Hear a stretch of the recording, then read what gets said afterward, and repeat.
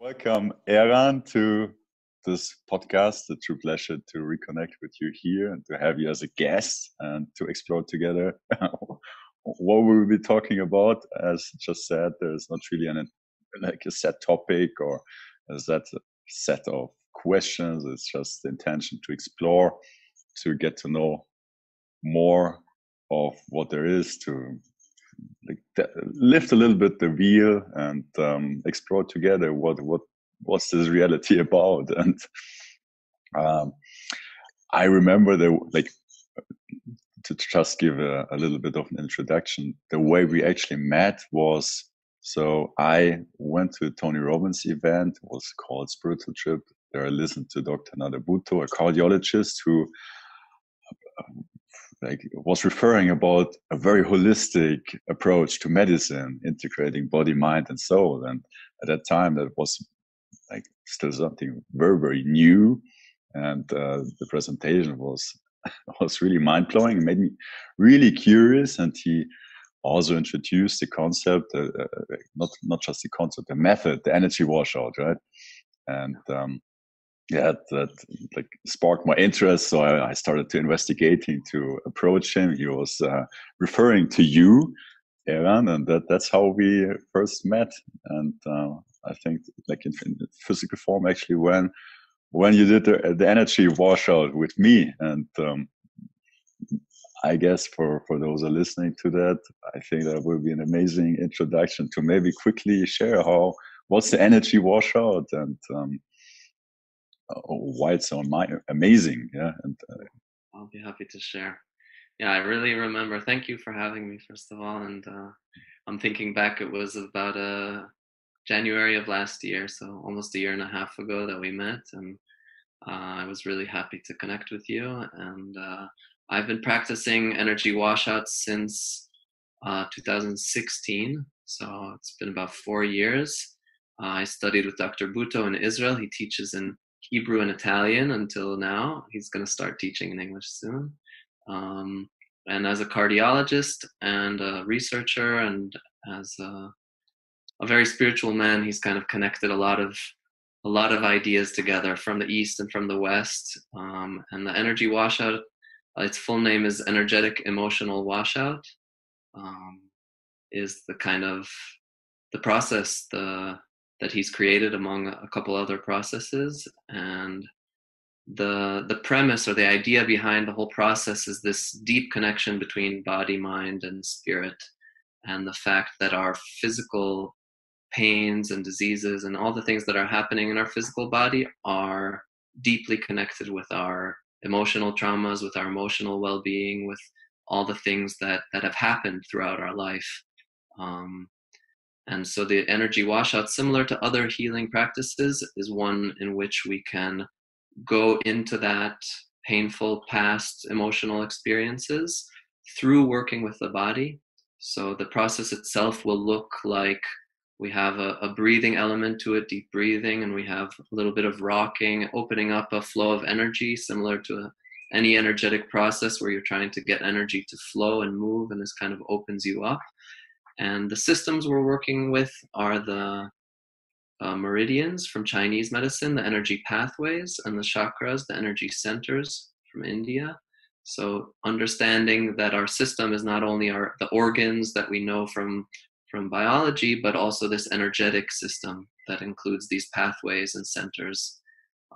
So through using different pressure points, actually physically pressing on the parts of the body that represent these energetic components, we are opening up and really releasing. So I'm using this because you can see my heart as an example, but the heart chakra, this heart energy center, holds on to different emotional experiences that are very specific to this region of the body. And by pressing and putting pressure on it when we've breathed and we're kind of opening up our state to experience more, we can bring out the emotions that were suppressed or that our body holds on to, and kind of remind the body what they were, whether through a memory or through an emotion, and possibly release that as well. And with that release, there can be physical healing of physical ailments, and this is what Dr. Bhutto has been able to help thousands of patients with,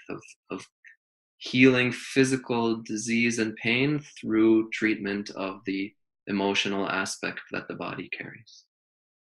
I hope that's clear. No, amazing. Yeah, I remember my first session with you, and it was an incredible experience. I remember running around and like, oh, this is like, this experience is mind blowing. And I think Stefan described it as acupuncture on steroids. It is literally like kind of like cleansing your system. So like it was very intense, and I would rate it like personally, like in terms of like a pain scale from like 1 to 10, it was definitely a 10. Like in that moment, I like when you're kind of like pressing those points, like kind of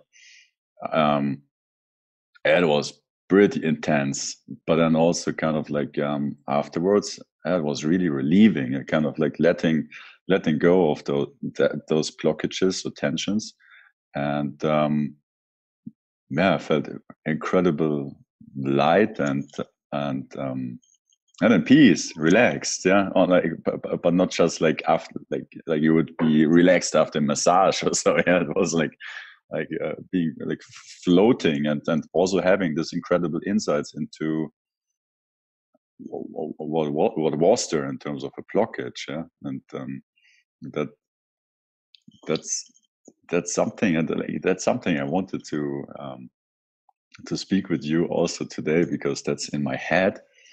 To give you a bit of context, like in like that I'm going, or I went through this training in so-called quantum psychology. It's kind of like philosophy defining your holistic belief system. And I remember having my first encounter, my first training.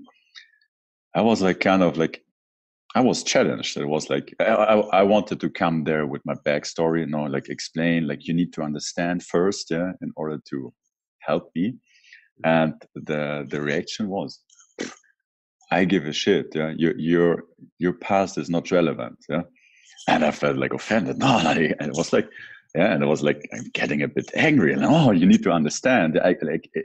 I am like that, yeah. But then also it planted a seed, and I was like, what if it doesn't matter? Yeah, yeah. And so I felt very triggered by this statement initially. I was like, no, why you don't understand me? Because that's like Yeah. the usual reaction you get. Like if you talk about your past, it's like maybe understanding, or maybe just not caring. But like, and that gave a completely different perspective to me. But then ultimately it was freeing, because I started like, what if it's not, like, what if it doesn't matter? Yeah, what if I can reinvent everything today?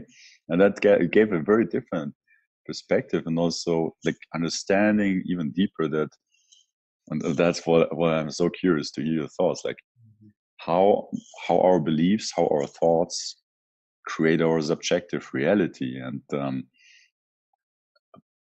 so I'm curious to hear from you. How would you describe, if you could, like the relation between thoughts and emotions? Do they have a similar origin? Are those different dimensions? Like, are they based on our belief system? So, like, maybe that's as a starting point, because that's something I'm still like thinking. Maybe there's nothing to think about. Yeah, I'm curious to hear your thoughts. No, it's a good question. I like it. And I've heard that before, that same idea of why bother looking at the past, or we can kind of change our mindset now and work with ourselves in the future. And it's less like, is there a need? That's a really good question. Is there a need to go into the past, or to attach to how the past has affected me today? And I think that there's not a contradiction. For me, at least, I don't feel like it contradicts each other. I think it's different approaches of how to work with our minds and our emotions and our thoughts. For me, there's a lot of importance. This is the work that I do, of making that connection, of understanding how my emotions and thoughts that exist today are connected to my conditioning and my past experiences. And it's a way of clearing or changing. um, I feel that it's important. And at the same time, you can do a lot of work and self-development and healing work that doesn't require you to approach the past. And it, again, there's that risk of, if you're looking at the past too much, then you can attach to it and you kind of get stuck on that feeling of, this is what defines me, this is who I am. um, but at the same time, you have to watch out when you're trying to avoid the past, is like, this doesn't matter, is, are you pushing something away that is significant and relevant? And that's why the approach that both are important, and they're different paths, I guess, to approach how do I feel better in my emotions and my thoughts, and they're kind of different ways to do that. So I believe that that's just another approach. And Mm. when it comes to how do we, our relationship with our thoughts and our emotions, I do believe that there is this conditioning that, our thoughts and our emotions, I can at times put them in the same category of our psyche, of this part of ourselves that's not so much of our physical being, that's more like the animal, that is very, very basic. Mm. And it's not our spiritual sense of self, the connection to the soul. It's kind of this middle human ground. So I would put those two together, and then as I would put them together in the same part that I would give the one word of psyche, I can talk about them separately, and how their roles would be different, or they're kind of expressing different parts of our psyche in a different way. Um, so when I talk about them as a whole, I guess as the psyche, they're deeply connected for me to our past experiences. Like, that's what has kind of created. So if I'm looking, like, as a historian, or as someone who wants to research how is today connected to everything that has happened, I can look into the past and do research work to find out how my thoughts, my beliefs, and my emotions have been created by my history, by all the things that have happened to me, by my childhood traumas, by as far back as my mother being pregnant with me and everything that she experienced. Me as a fetus, I'm taking everything in that my mother's experiencing as if it's happening to me. So that's kind of the beginning of the programming of, where does my brain know to react the way it does.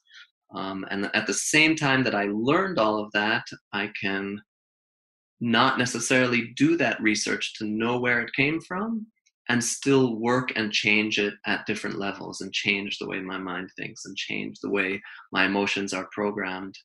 um, but that's less my expertise, I guess. So Yeah, thank you very much. I mean, it's absurd how we think, but actually we don't like think so much. But what I would be curious to hear, because you also mentioned that you just said there's so much conditioning around who we are. What do you think? What are we? yeah. That's a huge question. And the for me, the basic understanding of that question, which for me personally, it hasn't been like this deep quest to find out who I am, even though it has a part of, like, that question is in the background of all the other questions. Um, and for me, what gave me a lot of answers is the work of past life regressions. This world of past lives, and that, like, psychiatrists and psychologists and researchers and hypnotherapists have done research and documented cases upon cases of people who go into a hypnotic state Mm. and bring back memories from previous lives, previous times. Some people can be very precise with the years, and very precise. And as much as you can, think it's a story or believe or not believe, people have also healing experiences. And for me, the work of Dr. Brian Weiss, who I also went to one of his workshops in Italy last year or the year before, he has documented in his book so many cases of healing stories of people who are able to, in a hypnotic state, remember their past life. So I mean, like through going into past lives, you're healing your current life? Exactly. You're able to heal physical conditions, emotional conditions, relationships with people. So with this and another, Dr. Michael Newton, who does life between life regressions. So this is the same, very similar to past life regressions, but at the end of the past life, you remember or experience how you died, which will then guide you into a space where you are the soul leaving the physical body. And in that space in between lives, so you haven't reincarnated into a new body, there's this kind of in between space. And what's amazing is that hundreds or thousands of patients describe a very similar experience in this hypnotic state. And again, there's no way from here to know how true that is or what's true, but it's just interesting to see that it's repeated itself in the story of how our consciousness can create what happens to us when we die.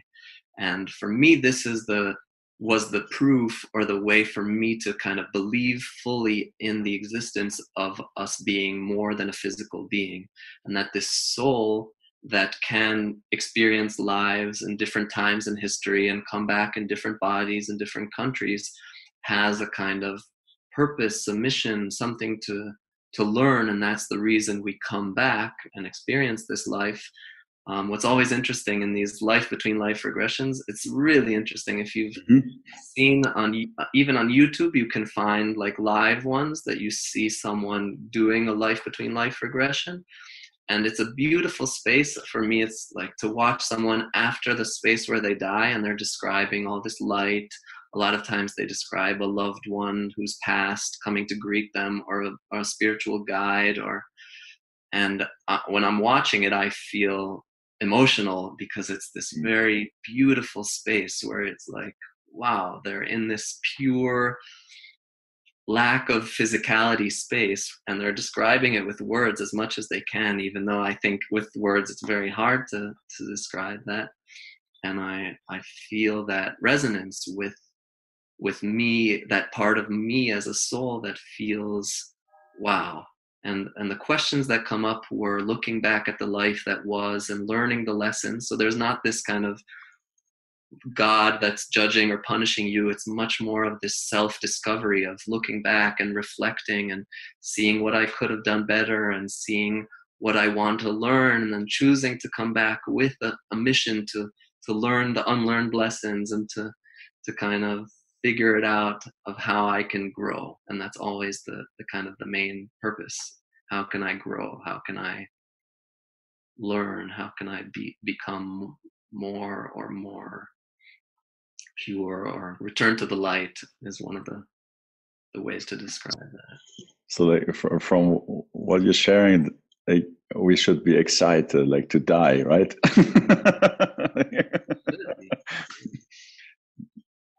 It's it's one of those things that, I mean, for me, it helped me a lot reading the stories of the people.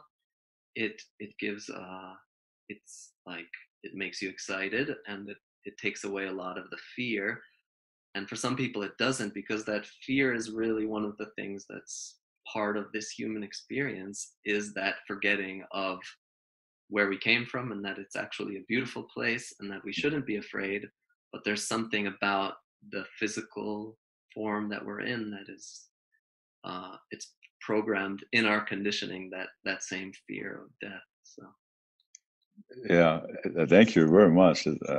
I mean, let's dive into this a little bit more. But one of the things I wanted to ask you too is, so kind of like you're saying we're soul with the purpose, like to grow, but then also like we have this conditioning, and that's something I have been spending the last months about, and it was very confusing at parts because it was in a way, and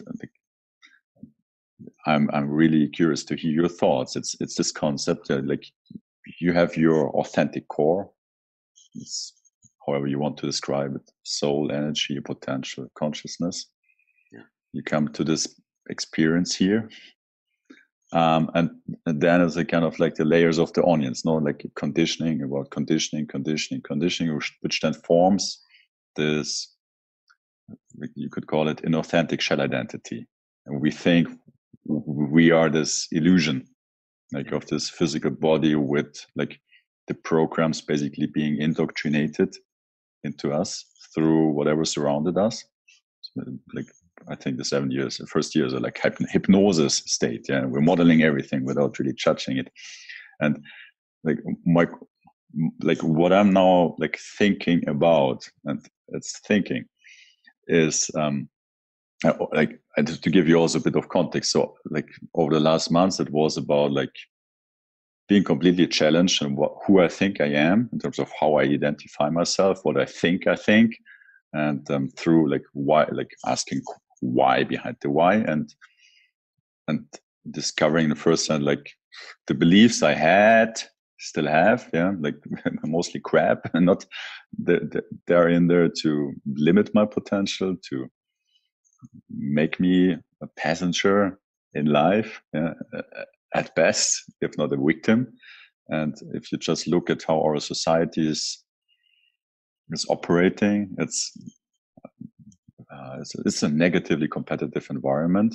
There's a lot of negativity out there, and I find these three numbers so shocking. Is I think Bruce Lipton mentioned that 85% of people don't love themselves. They have to believe I'm not lovable. That's kind of shocking.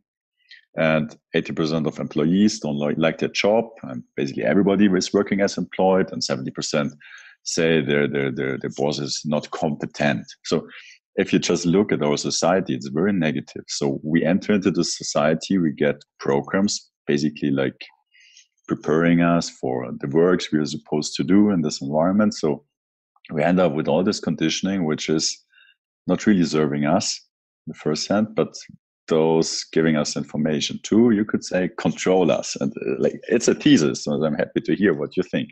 But what I want to lead to is, so you end up with this illusion, and you think, but basically you're just executing the programs you adopted.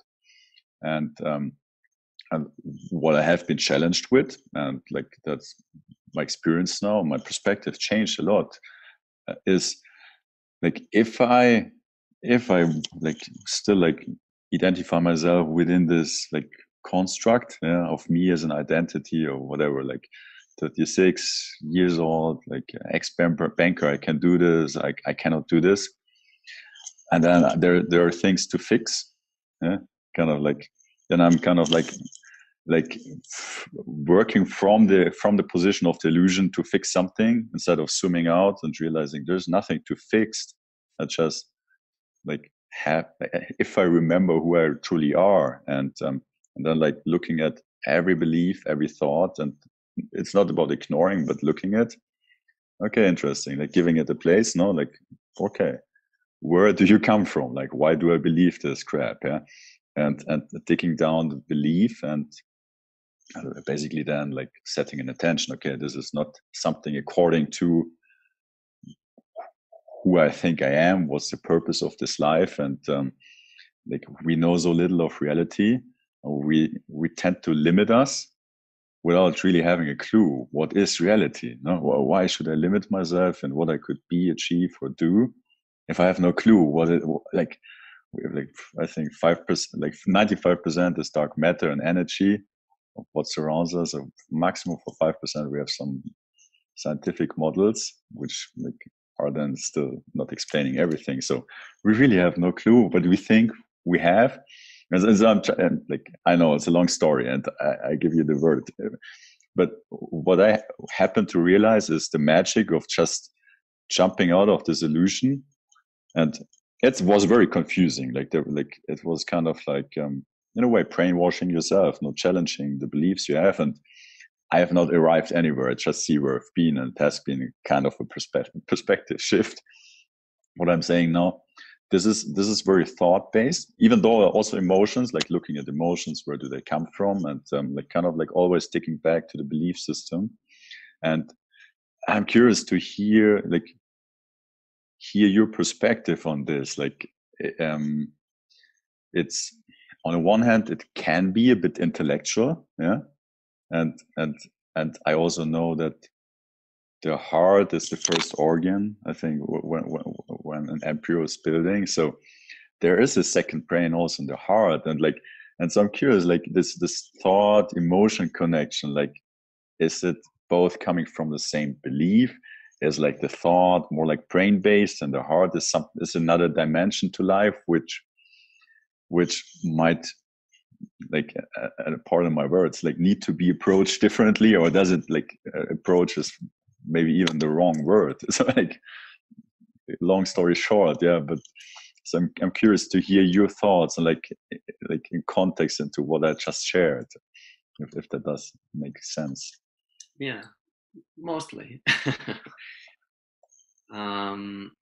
Yeah, for me, even when I'm talking about the soul, the way I described before,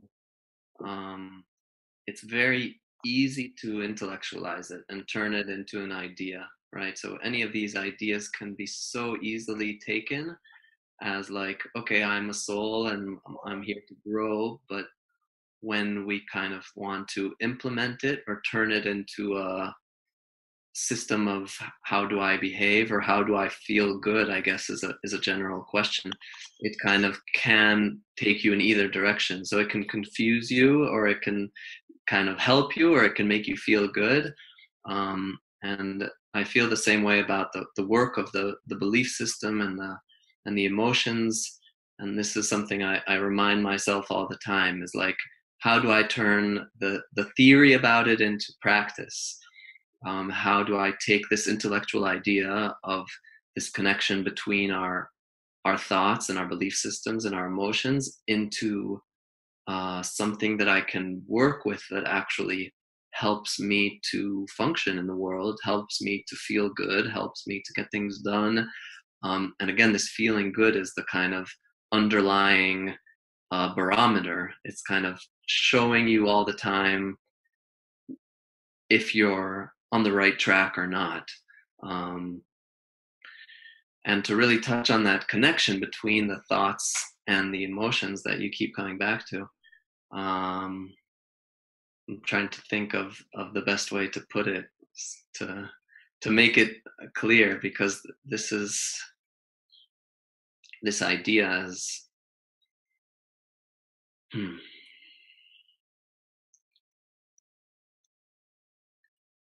for me, a lot of the work, so you can call it spiritual work or personal development, or um, as meditation, as you've described it, as kind of like the thoughts come and you can observe them and you're not pushing them away. And this is all in that direction of finding out who is that underneath, right? So we're talking about the layers of the conditioning and all of the what's been programmed in us, and that there's that core that we can call soul, or we can call true self, or our true nature, that's underneath that we're in a constant discovery. And it's so hard to describe that true part of us with words, and even the experience of it is so, it's like as soon as we take it from experience to a description of the experience, we lose the essence of it. It's like the taste of an orange can't be passed on with words. I can talk about it for hours and write a whole paper on the taste of an orange, but it can't replace actually putting an orange in your mouth and feeling the flavor of it.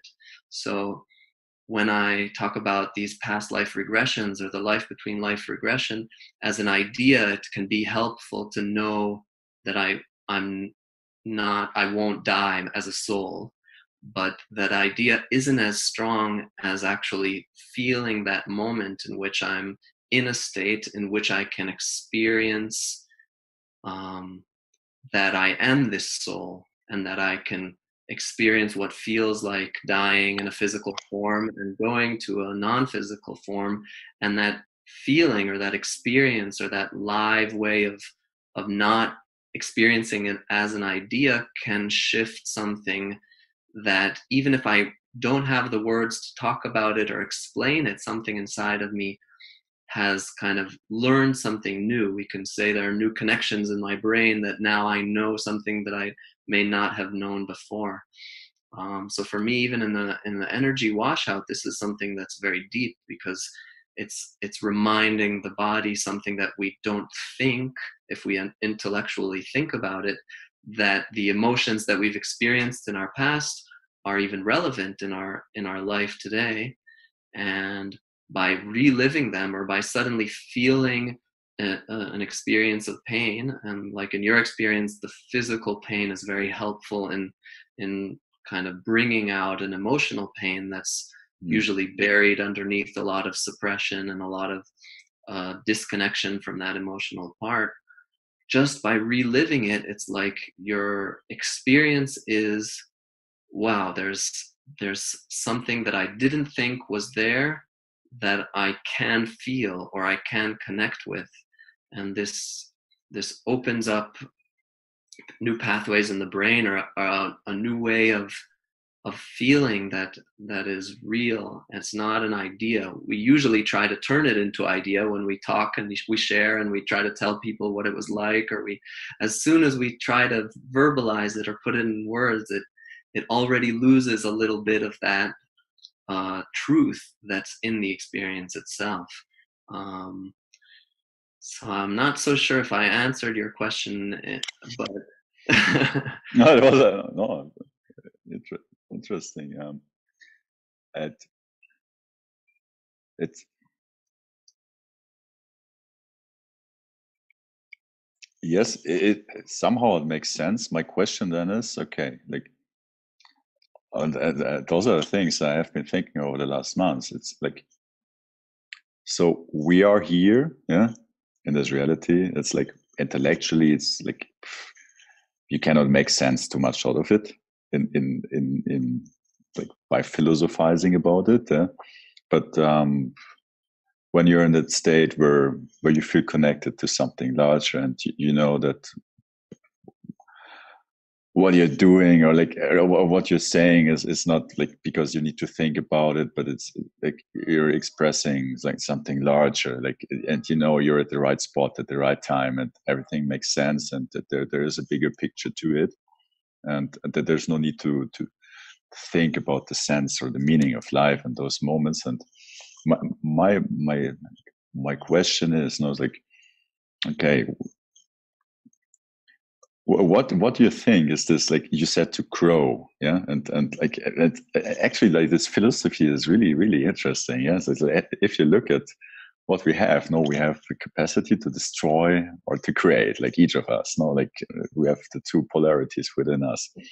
And it can be pretty tough to realize that at like one point, yeah, each of us could do like the most evil things on this planet. Each of us has the potential to do that, but what we still have, like, or what we have, or what we're supposed to have, if we realize it, we have free choice to choose what we want to do with that capacity, you know.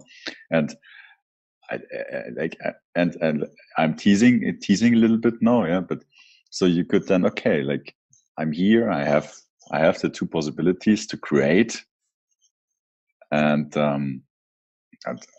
like, it's apparent I'm not just my physical representatives, yeah, like from the experiences and also stories, etc., yeah, but own experiences too. Like, okay, like there is an immense potential just looking at energy forming this representance here, you know. And like, okay, maybe the more responsibility I learn for my capacities to create or destroy, the more of my potential I can actually use. And but then also, like, seeing or realizing, like, we're all coming from the same source. Like, it's not just about like expanding mind or my consciousness, but doing it together, because anyway, together here. And long story short, again, it's so, if I realize or remember or start like, and if by words and thoughts, it can be very powerful, who I am at my core, and I have this decision or power over decision to create or destroy and to do something. And I remember past conversations we had is like a being versus doing. It's like, but now given that I'm here, it's like, and I realize who I am, like, is there a point to be made? Like, let's create, instead of like delving, and I'm teasing a little bit, delving through the past, if it's somehow an illusion anyway. Like, does it make sense what I said? Like, Yeah, I yeah. understand. Well, what are your thoughts on this one? I think that's a really important point, just to start from that ability to destroy and create. So to see that as humans, we really have the full potential of doing good and doing bad, or harming or destroying, or whatever words, and recognizing that, kind of connecting to that part that's not comfortable and doesn't always feel good, but to know that we can be violent and hurt other people and, destroy, is just an amazing starting point, because it can really, just recognizing that can change our planet, because it changes the way we also look at the people in the world who do bad, and they're less distant from us. So there's not all this kind of blaming and becoming a victim of the bad people who do bad things. It's like they're as human as I am, and I'm capable of doing all the most horrible things. And when I can connect, for me, that feeling of connecting to that core of my being is where I have the ability to recognize, to discern, to kind of feel the difference between the creating and the destroying. And there's really a physical, a feeling of, when I'm creating and doing good, I feel good, I feel expanded, I feel like a calling, and I feel, and that's a very clear sign when I feel good, because I'm creating, because I'm helping another person, because I'm thinking a new thought, or I'm starting a new project, or I'm doing something that I feel is positive in whatever way it is. I have that feeling of good, as opposed to that feeling of destroying, whether it's being angry at my girlfriend, or being, just fighting, or feeling scared. There's just a feeling of I'm constructing. I have a question. So Yeah. I would assume that, for example, even like many of my ex-colleagues, they would say they feel good when they have their beer and they watch football. Like, Yeah.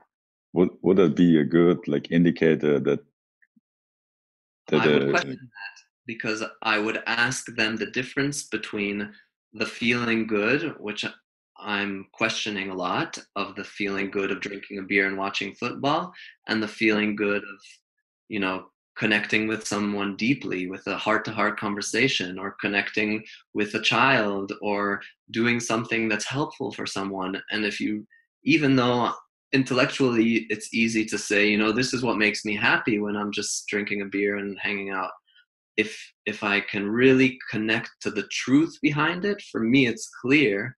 And I think just by having that conversation and comparing the different kinds of feeling good, you can start to feel the difference. And the feeling, when you're more connected to your physical body, and you can really tell when you're aware, and any meditative practice, or any kind of body practice, where you learn to feel the difference in how I'm feeling in my body while I'm spending time with certain people as opposed to other people, and how I'm feeling in my body when I'm doing things that are helpful, or doing things that are more shallow or conditioned that I'm supposed to do, so it's kind of growing out of the things that I maybe thought for many years that make me feel good, for me, that's what happened. The things that for many years were, at least at the thought level, this is what fun is, or this what feel good, became less and less fulfilling, and I was not drawn towards them. I think this has kind of been interesting in this time when we're all stuck in our homes. It's like, what are the things you deeply miss? And are people deeply missing their, sports games or hanging out with their friends? Or what is the thing that you're really at that deep level, and not the kind of covering up how I'm feeling level, which can easily be that the football matches I don't want to face myself, and the emotions that are present that I'm so busy suppressing, because if I look at them, then I have to face my life and face all these questions of, am I on the right path? Am I doing what I'm supposed to be doing? Is this environment that I'm in the best environment for me? And these questions are so difficult to face because they really question our whole life experience. And it's so much easier for most people to just cover those up. Why ask? Or I can't ask because it will, question this identity of who I think I am and what I think is important. But as soon as you really face that, it's like, wait, the doing good, the deeply connecting, the creating in this world is what fulfills me. Um, and this is what can guide me to go in that direction, and to guide others in that direction, and to make the world a better place. Um, Yeah, beautiful. So it's like asking question and then feel like, and like what feels right. yeah, yeah. And it's hard. It's something that you really need to practice, because when we haven't practiced that, we can think that something feels right when it's not fully feeling right. And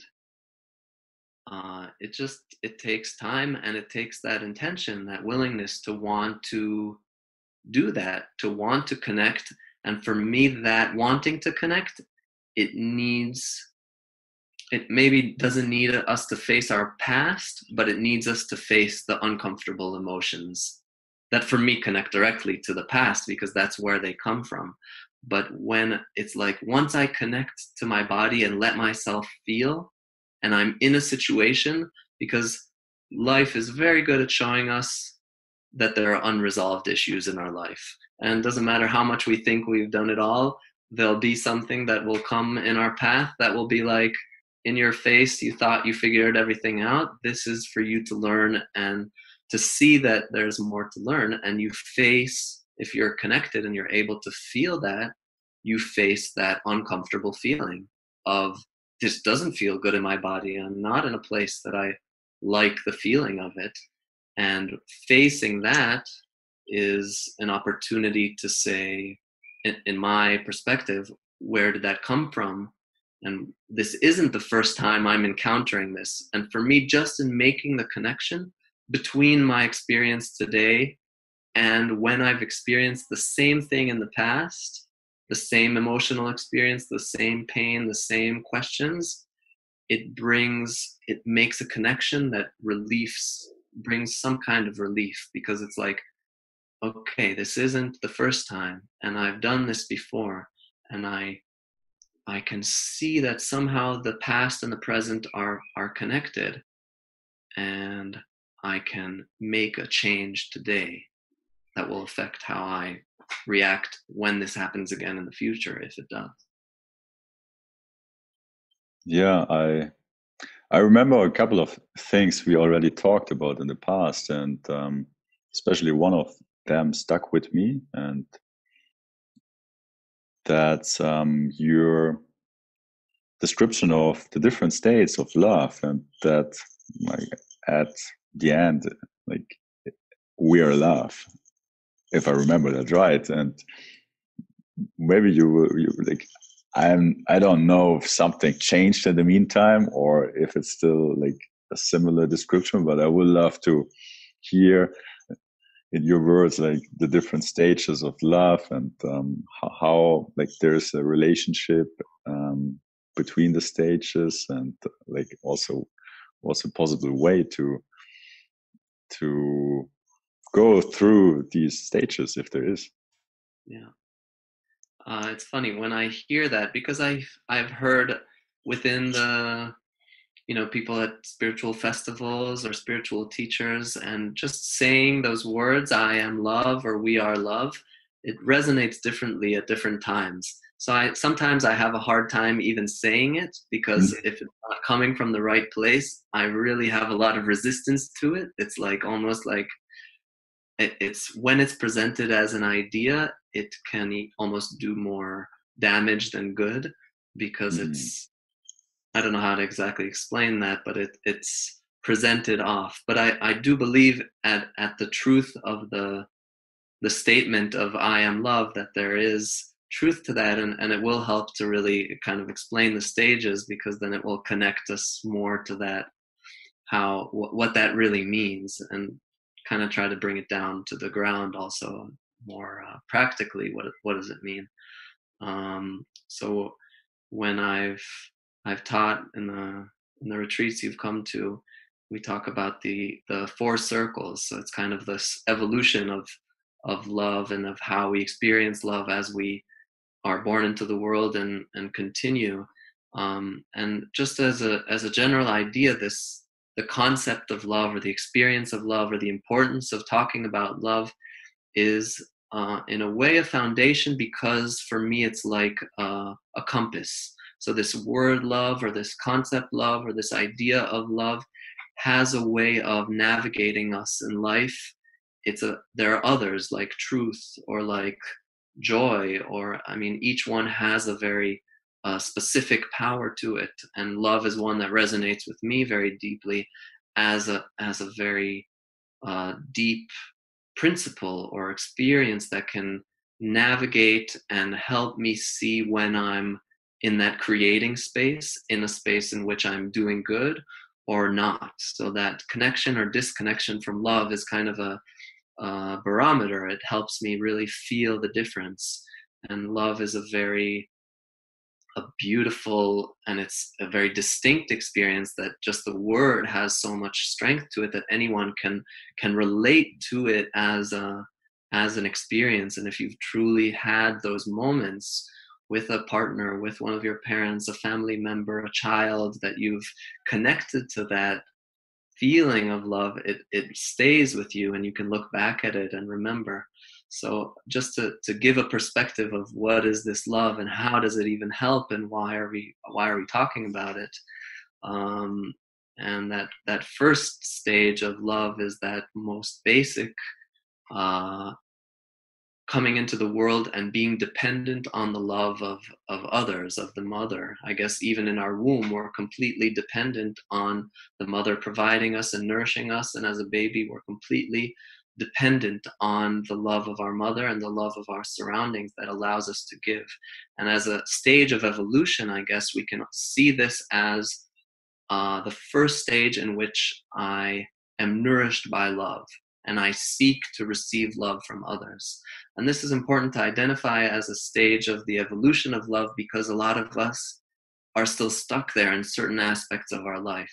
And we start to identify that in a lot of times or moments in our life, we're just looking to get that love that was missing. And we usually get stuck there because we didn't get as much as we would have liked to, or we felt that the flow of love from our mother or father or surroundings wasn't as fully flowing. So it kind of got stuck, and we're kind of searching it. So we're going and looking for, where does this love come from? And as we grow up and become more active in our evolution as children, we realize there are things we can do in order to receive that love. So we move into this stage in which we're active, we're not completely dependent, we can do things in order to get this love, but it's still dependent on the receiving of love from our parents, from the environment. But now we have a little bit more of a control. And a lot of us are also stuck here when we start to notice and feel our behavior in our daily lives. There's that all the things that I'm doing that aren't fully nourishing and right for me, and we can put them in the category of destructive behavior, of which I'm doing things for the wrong reasons. And even though it's a very natural, and I'm not judging it, but I'm doing something in order to receive recognition, love, acceptance from the environment.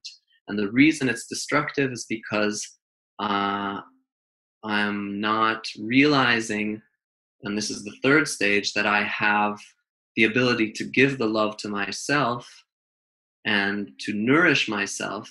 And by doing things that aren't truthful with what I really want to do and with myself, only in order to receive from the environment, and this isn't a bad thing, it's a natural thing, but by doing that, I'm not nourishing myself.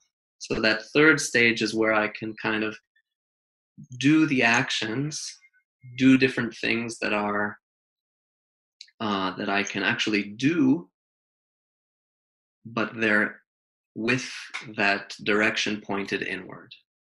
So I'm nourishing myself with love. I'm connecting to feel, connecting to myself, and doing things that are really good for me.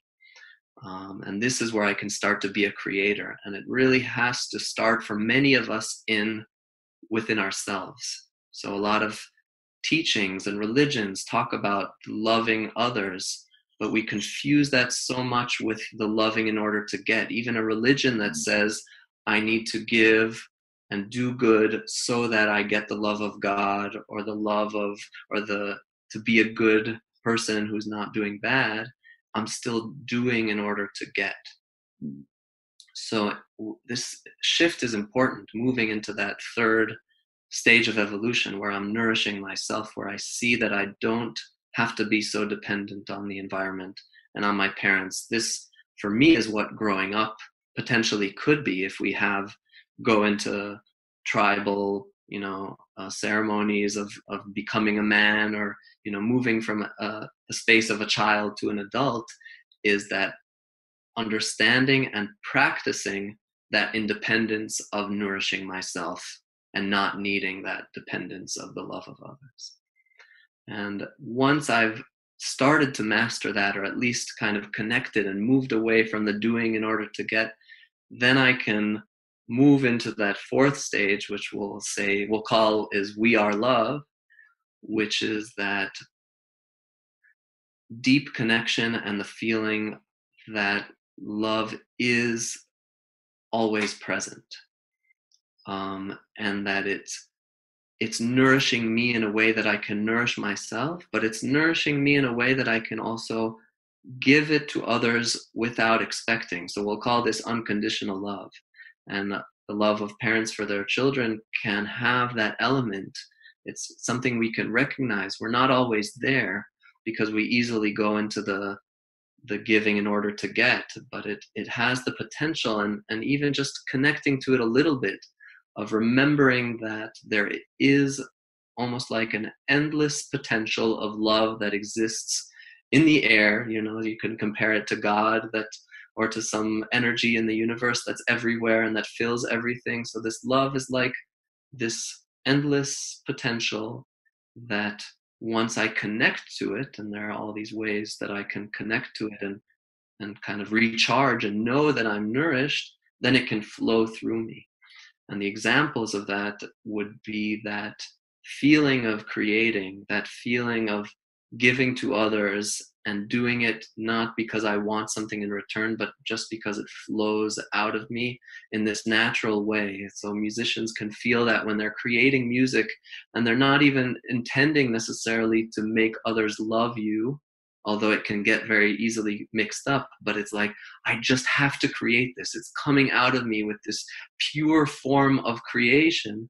And that's that glimpse that we can kind of feel of this experience of being love, of manifesting or being an expression of love. That's wonderful. And yeah, I've had a few experiences where I would describe with unconditional love, where it's like kind of, I was crying looking at the flowers and running around. It was just beautiful, everything. I think I know the answer because we spoke about this before. But what, and also what I mentioned before, 85% of the population don't love themselves. So like they would be in like the first or the second phase of the evolution. So what would be something we as a society should be doing to, or reflect upon to like proceed in our evolution? Yeah. Are there concrete steps to like we can do to give us the self love, but then also to get into this unconditioned love?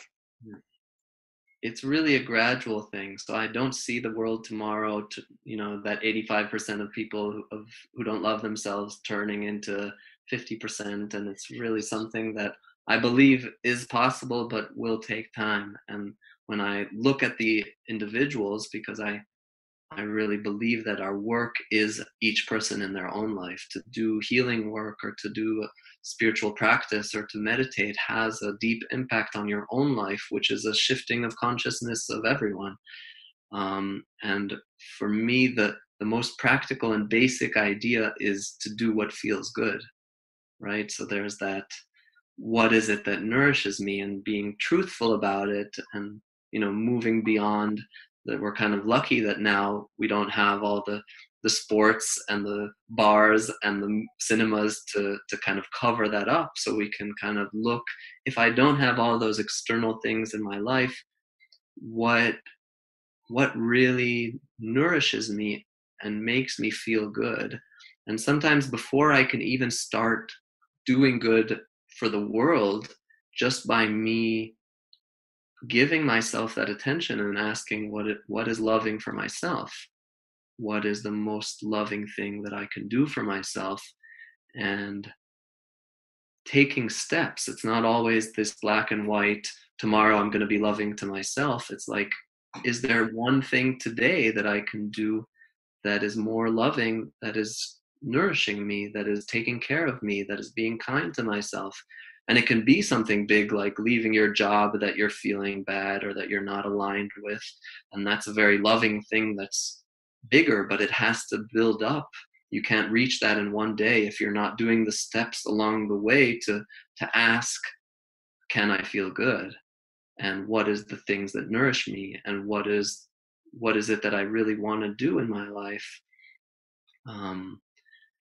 So the end point is still wanting to make the world a better place and to give to others, but I really feel that this has to start with that nourishing, that really filling that emptiness that we all carry a lot. For people who have done that, who are kind of a few steps after, who have filled their cup and done a lot of things that are good for them, then it naturally opens the perspective in, wow, I've done a lot of good for myself. How can I share this and spread this with others? But if you go there before you're ready, if you go to, I want to do good to the world, you can easily be burned out or find yourself doing things for the wrong reasons or doing things to please.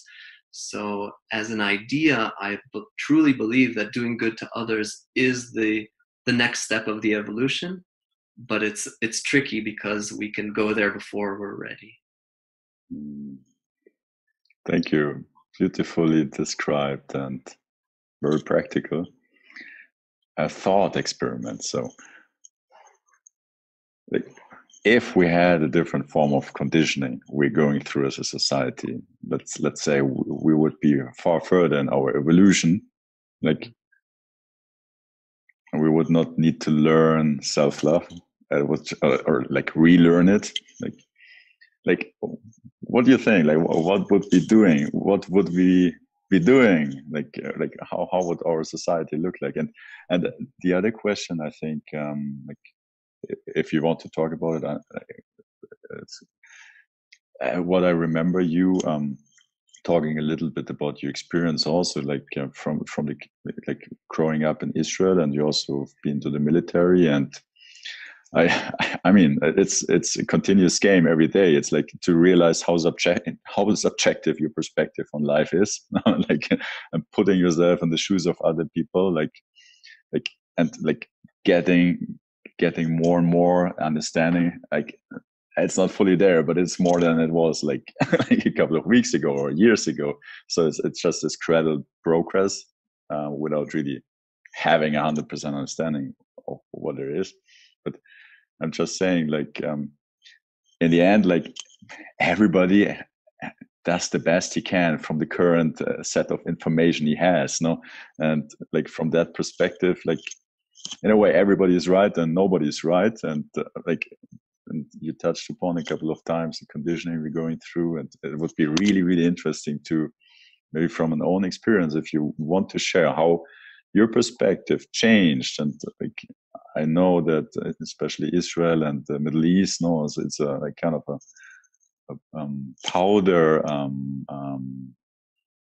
a chamber, like very explosive and very controversial and different opinions, and most probably also really strong indoctrination with certain beliefs on both sides, or like all sides, no, like as we have it here in Germany, in a different, or in Switzerland also, yeah. But that would be really interesting to maybe hear how it changed, and I'll be happy to share. So which one first, my story or the future of as you feel like. Okay, so I'll start with myself. That is a big part of my story, definitely, the changing of perspectives, because I think this is a big part of the evolution of each individual, is really moving out of the conditioning and moving out of the environment that we saw as the only truth or as the only reality, and starting to see that the world is maybe different, and is there are more than one perspective, and you can see that in different ways. For me, traveling helps a lot, because you kind of go to a different country where people have different priorities and they have different habits, and you kind of see a different culture, and it gives you a lot of perspective on your own culture. So that's a really simple thing that a lot of people do, and it kind of gives you that perspective. But when you don't necessarily give it the attention of taking it as a lesson of learning about your perspective, you go back into your own world, in your own country, in your own life, and you continue whatever you were doing before. But it has the potential, as this time that we're in right now has the potential, because it kind of pulled us out of whatever life we were living before, and we're experiencing something very different. And there might be a going back to that, but this perspective has the potential of changing a lot of how we think. Um, so for me, I had the religious aspect of my life, growing up in a Jewish religious home, and the political, being in the Israeli military aspect of my life. And these are really two big things that in my early 20s, they shifted from one side to the other pretty drastically. It took time, but it was an awakening, because it was suddenly, wait, the religious practices I've been doing for 20 years don't resonate with me anymore, and everything I've been told and believe isn't, I don't like it or feel like doing it. And it's like a question of, what are my values, right? And I have a mix of these very conflicting values of religion, and the rules of the religion are important. In Judaism, keeping the Shabbat, not using electricity, all these things. And at the same time, the values of family. And, at the time I was with my girlfriend, who I couldn't see for weeks at a time. And I wanted to talk on the phone on Shabbat, where I wasn't supposed to use my phone. And I was kind of like, what am I supposed to do? And I chose the value of family as a value, which my girlfriend was expressing at the time, but that was stronger than the value of keeping the religion as the religious rules were. So I had a few of those moments where I could see all the things that I was taught or told in a different perspective. So the political, world of Israel, where I grew up believing that the military is the way of protecting my mother and sister at home from potential terrorism, which I grew up with in Jerusalem in the early 2000s. There were buses and terrorist attacks on a weekly basis, and it was real.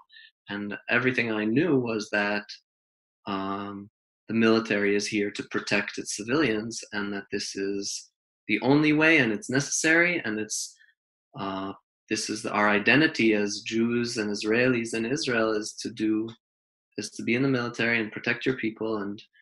And only after going through 4.5 years of military and being an officer did I come out on the other side saying, me as a person, do I want to participate in this? Do I like carrying a gun and needing to potentially shoot someone? And for me, even though the doctrination and the belief made total sense of someone who's bad, who's coming to kill me, I want to protect, or not even me, what if they want to kill someone I love? It's clear that this is the truth, that I need to protect my loved ones. And at the same time, it's like, this doesn't resonate with me as a person. I can't believe or pretend to believe what I've been believing and still be aligned with what feels good for me. So that change of perspective kind of, and it left me in this in-between state where I'm like, okay, so what do I believe, and who am I, and what do I do? And it really triggered that.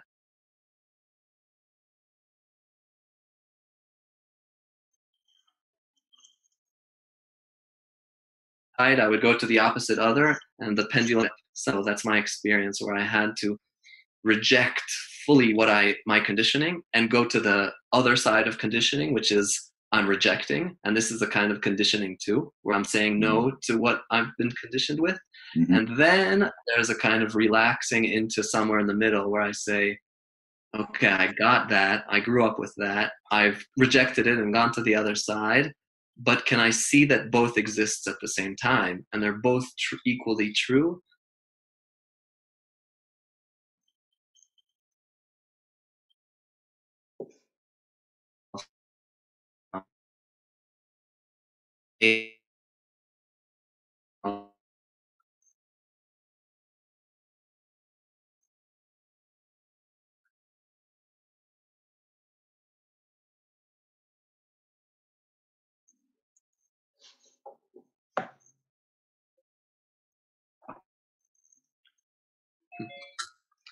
There you are. Yeah, there was a little internet trouble here. Sorry Got to say it. that. I lost you when you said they're equally true.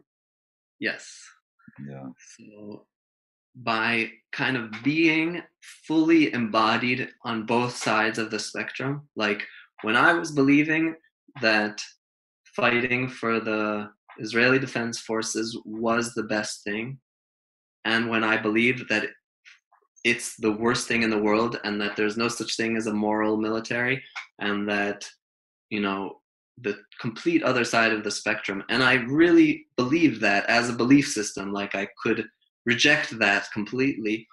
I really could feel after going to both sides that I can find my way into the middle, where I can see people who are here without judging them, and see people who are here without judging them, because I know that I was there and I was there. And by being here, it could be an escape or pretending not to take a stand. But when it's embodied and it has that kind of truth and honesty, that I'm not lying to myself, then it can encompass, it can hold all the parts together, and it kind of has the potential for that new sense of reality. And if I take it to the first question, then it's really, I can only get here when I have that sense of self-love, because I'm not fighting in either of the sides. I'm in a kind of struggle, or I'm kind of being led, and I'm not connected to that love that's in me. So when I've done that, and I can find my way into the center where I'm not pulling or pushing or resisting or fighting or blaming. There's a lot less of that resistance and a lot more of this compassionate understanding of others. It can really transform the world.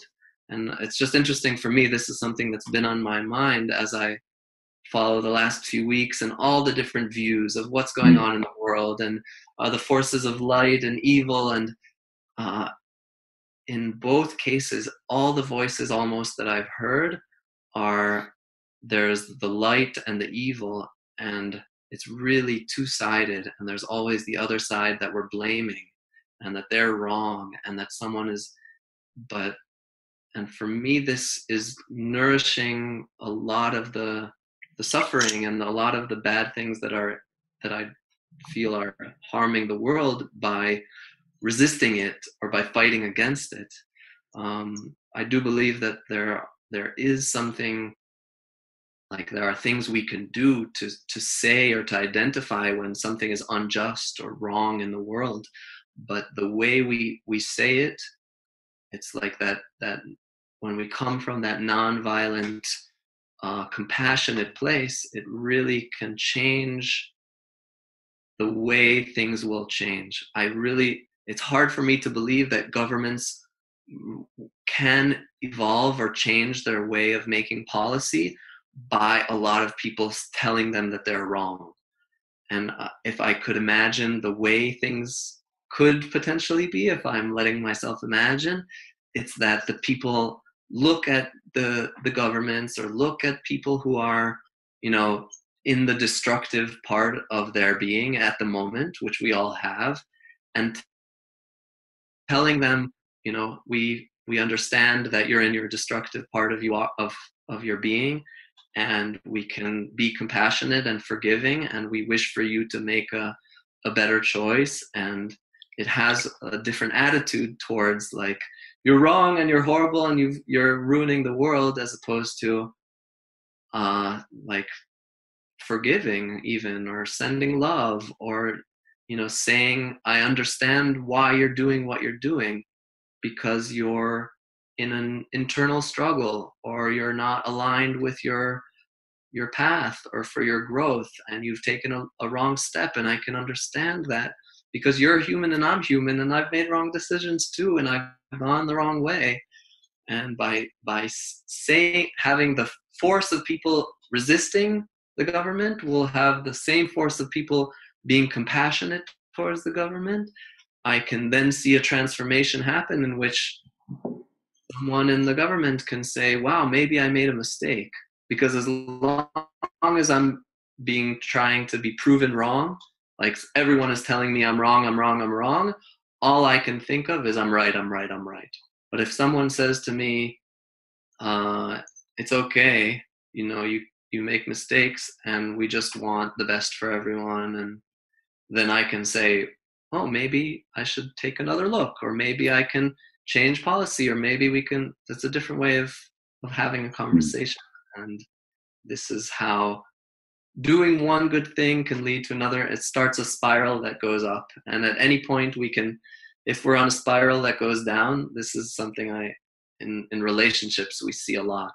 It's like we say a bad word or we get angry and we start this downward spiral where it's like one bad thing triggers another bad thing. At any point we can step out and choose to take a step up or do something loving or compassionate and start the direction that will then start going up.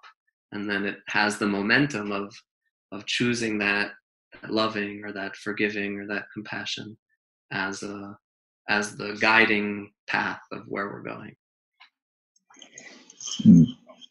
Yeah, I have some thoughts about this, and Yeah. it first of all, thanks you so much for like for taking the time for sharing and educating us. It yeah, always adds a new perspective and extends the horizon. So always grateful when we talk.